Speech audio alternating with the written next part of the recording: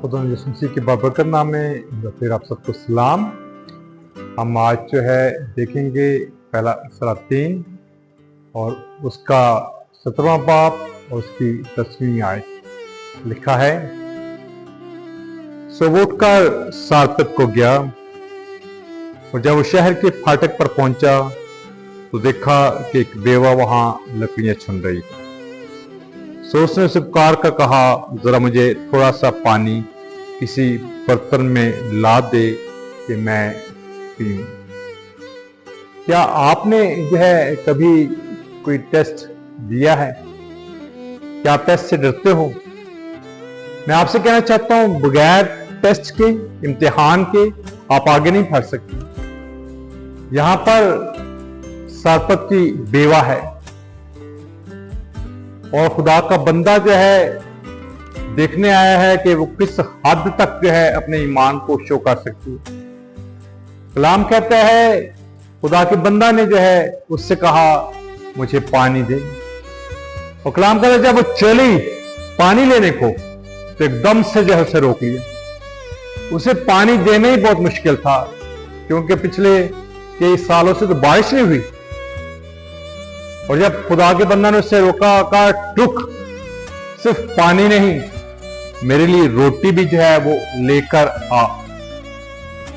कितना मुश्किल है जब कोई हमारी लिमिट्स को जो है चैलेंज करता है और हम उन हदूद को और लिमिट्स को पार नहीं कर सकते, या हमारे लिए उन लिमिट्स को पार करना जो है वो इंतहाई मुश्किल है। उसने उसकी हदूद को जो है वो चैलेंज किया है। और क्या कहा बेवा ने?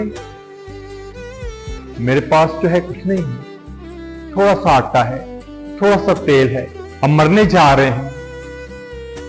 लेकिन एलिया ने उसकी बात पर ध्यान नहीं दिया। कहा, नहीं, पहले मुझे दे, फिर जो है जो करना है कर लेना।